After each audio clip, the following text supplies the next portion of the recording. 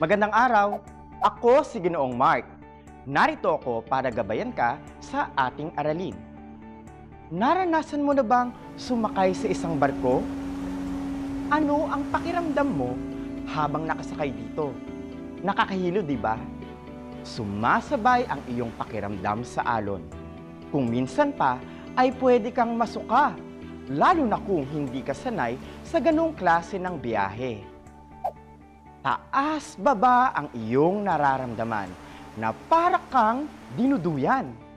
Alam mo ba na noon pa man ay mayroon ng mga barko, ngunit hindi ito kagaya ng mga barko sa kasalukuyan na yari sa metal.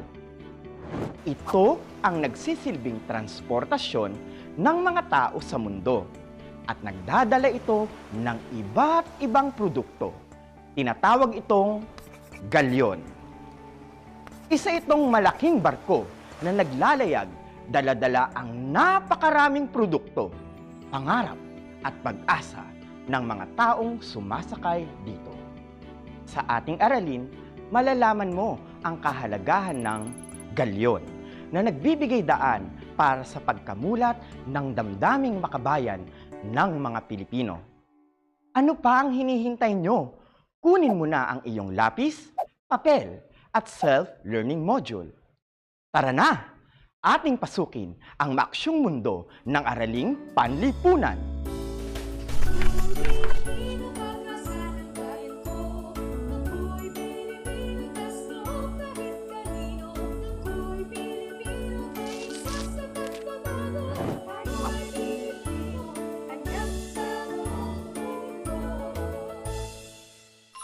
Tayo muna ay magbabalik-aral. Bibigyan kita ng 3 segundo para isipin ang sagot.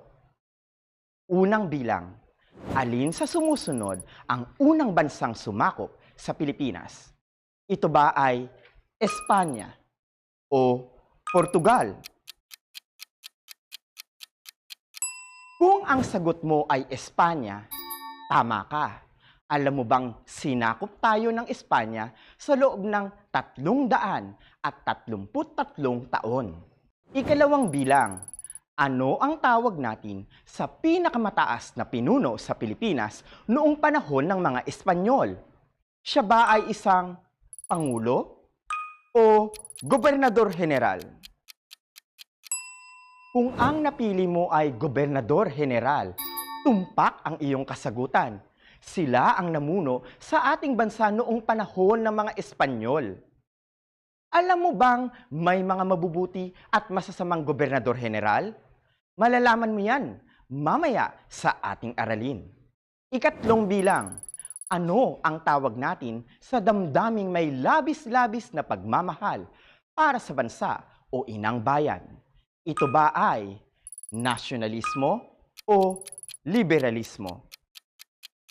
Kung ang napili mo ay nasyonalismo, tama ka. Ang mabuting bata ay may pagmamahal sa sariling bansa. Kung mahal mo ang bansang Pilipinas, ay nais mong mapabuti ang ating bansa. Ikaw ay gagawa ng mabuti para sa bayan. Iyan ang kamalayang nasyonalismo. Pakatandaan, ang damdaming nasyonalismo ay ang pagkakaroon ng iisang mabuting adhikain para sa bansa. Ang kamalayang nasyonalismo ay pagmamahal sa ating bansa at kapwa na may iisang hangarin. Dadalhin ko kayo sa nakaraan upang makita ninyo ang kagitingan ng mga Pilipino sa panahon ng mga Espanyol. Makikita ninyo kung papaano lumabas ang kanilang pagmamahal sa ating bansa, ang ating pinakamamahal na bansang Pilipinas. Noong unang panahon na hindi pa nadidiskubre ang eroplano, malalaking barko ang ginagamit para makapaglakbay sa mundo. Ang tawag sa malalaking barkong ito ay galyon. Mula sa Seville, Espanya, dumadaan ang galyon sa karagatang Atlantiko hanggang sa marating nito ang Cuba. Mula sa Cuba ay babagtasin muli nito ang dagat hanggang makarating sa Veracruz, Mexico. Mula Veracruz ay dadalhin ang mga produkto sa Acapulco, Mexico. Dito na ngayon babagtasin ang pinakamalaking karagatan sa mundo, ang Pasipiko. Tatawilin ng mga galyon ang malalaking alon para madala hanggang Maynila ang mga produktong galing sa Europa. Ang layo ng paglalakbay nun, di ba? Kung ngayon pa lang ay hilong-hilo na tayo kapag sumakay ng barko sa biyaheng Maynila papuntang Cebu, ano pa kaya ang pakiramdam noong unang panahon kung ganun kalayo ang biyahe? Nai-imagine ba ninyo mga bata? Ibig sabihin nito, sa sobrang haba ng biyahe ay puro dagat ang iyong makikita sa loob ng maraming araw. Umaga hanggang gabi, puro dagat ang iyong makikita. Halika't balikan natin ang kwento ko. Ganito ang naging biyahe at kalakalan mula sa Pilipinas papuntang Espanya. Ngunit ito ay nagbago nang mabuksan ang Suez Canal noong 17 Nobyembre 1869. Ang Suez Canal ay matatagpuan sa bansang Egypt. Ito ay nasa kontinente ng Africa. Dahil sa pagbubukas ng Suez Canal, naging mas madali na ang paglalakbay mula Espanya. Dadaan ang galyon sa dagat Mediterranean at papasok sa Suez Canal. Mula dito ay babagtasin nito ang makipot na anyong tubig hanggang sa makalusot sa karagatang Indian. Mararating na nito ng mas mabilis ang bansang Pilipinas. Teka, ano naman kaya ang kaugnayan ng Suez Canal sa galyon? Kung pareho tayong nang naiisip, tama ka. Ito ang naging bagong ruta o daan ng mga galyon dahil mas maiksi na ang paglalakbay mula sa Espanya papuntang Pilipinas. Dahil sa pagbubukas ng Suez Canal, naging 1 buwan o mahigit na lamang ang paglalakbay mula sa Espanya hanggang Pilipinas. Naging mas mabilis ang biyahe. Dahil dito, lalong gumanda ang kalakalan at maraming Pilipino ang nakarating sa bansang Espanya. Sa pagbubukas ng Suez Canal, maraming Pilipino noong panahong iyon ang gumanda ang pamumuhay, kaya dumami ang tinatawag na middle class. Ang kanilang mga anak ay nagkaroon ng pagkakataon na makapunta sa Europa para makapag-aral. Sa pagpunta ng mga Pilipino sa ibang bansa, ay natuto silang makisalamuha sa ibang mga dayuhan. Ito ang naging daan upang mamulat sila sa mga bagong ideya o kaisipan. Madami silang natutuhan, lalo na sa usapin ng kalayaan at pagkakapantay-pantay ng mga tao. Sa panahon kasi ng mga Espanyol, mababa ang tingin nila sa mga Pilipino. Tinatawag nila tayong Indio. Dito na ngayon lumaganap ang kaisipang liberalismo. Nadala ng mga nakapag-aral na Pilipino sa bansa ang kalayaan sa pagpapahayag ng damdamin at kaisipan. Dahil ito ang kanilang nakita at natutuhan sa Europa habang sila ay nag-aaral doon. Ang kaisipang liberal na kanilang naranasan, nakita, narinig, nabasa, at sa edukasyong kanilang nakamit, ang siyang nagmulat sa kanila sa tunay na kalagayan ng Pilipinas. Ang husay, di ba?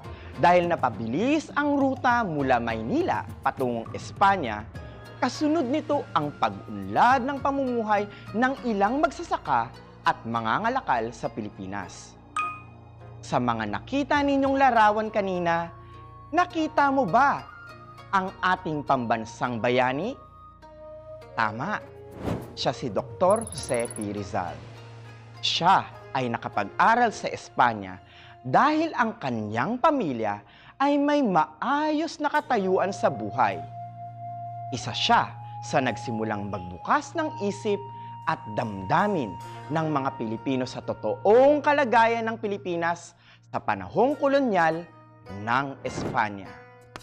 Ang mga Pilipino noon ay hindi nabibigyan ng patas na pagkakataon dahil mababa ang tingin sa atin ng mga mananakop dito, mismo sa sarili nating bansa. Pero teka, huwag kayong magagalit sa mga Espanyol dahil alam ba ninyong may naging isang gobernador general na naging ubod ng bait sa mga Pilipino? Tiyak na matutuwa din kayo sa kanya. Ang gobernador general ang pinakamataas na pinuno noong tayo ay kolonya pa ng bansang Espanya.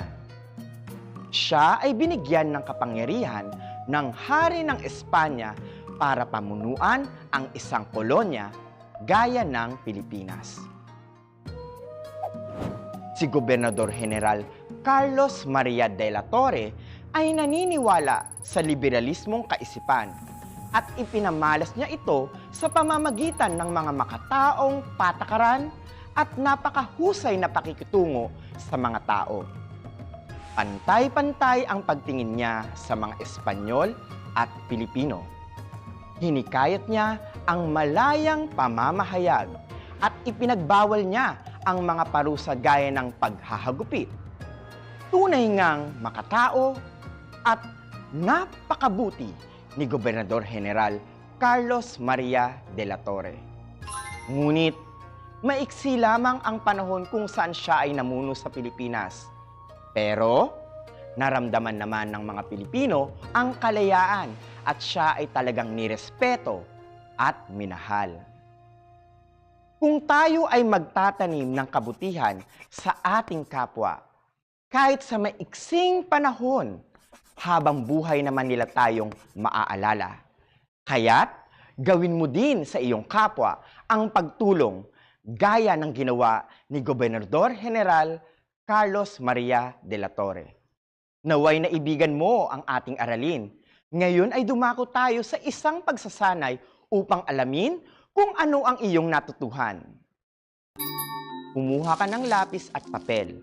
Isulat mo ang bilang 1 hanggang 6. Ibigay mo ang tamang sagot. Nasa unahan ang mga gabay na letra. Unang bilang. Ano ang tawag sa malaking barko na lumalayag noon mula Espanya hanggang Pilipinas?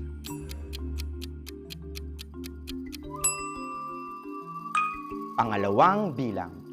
Ito ang makipot na daan sa bansang Egypt na binuksan kaya naging mabilis ang paglalakbay mula sa Espanya hanggang Pilipinas.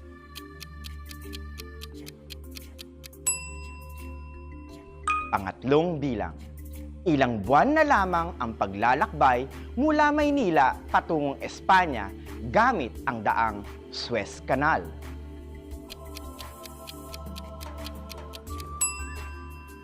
Pang-4 na bilang. Ito ang damdaming nagpapakita ng lubos na pagmamahal sa bansa.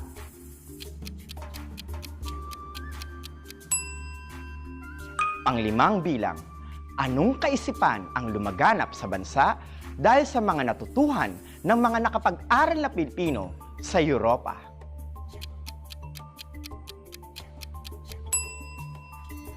Pang-6 na bilang.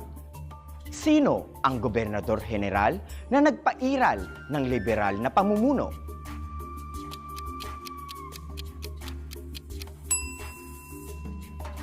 Ating alamin ang tamang sagot. Unang bilang.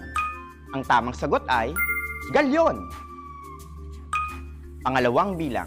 Ang tamang sagot ay Suez Canal. Pangatlong bilang. Ang tamang sagot, 1. Pang-4 na bilang. Ang tamang sagot, nasyonalismo. Pang-5 bilang. Ang tamang sagot, liberalismo. Pang-6 na bilang. Ang tamang sagot, Carlos Maria de la Torre. Sana ay nakuha mo ang mga tamang sagot.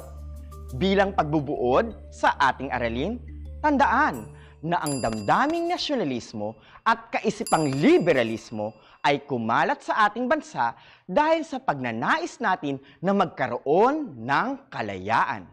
Nakilala ang mga bantog na Pilipino na nakapag-aral sa ibang bansa at sila ay nagbalik para tulungan ang kapwa Pilipino.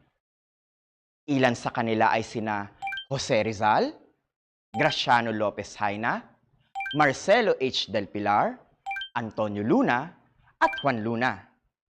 Mga bata, nakamit na natin ang ating kalayaan dahil sa mga bayaning nagbuwis ng kanilang buhay. Noon, para maipakita ang damdaming nasyonalismo ay kailangan nating ibuwis ang ating buhay sa labanan. Ngunit sa kasalukuyan, paano natin ipapakita ang damdaming nasyonalismo na may iisang hangarin para sa bayan?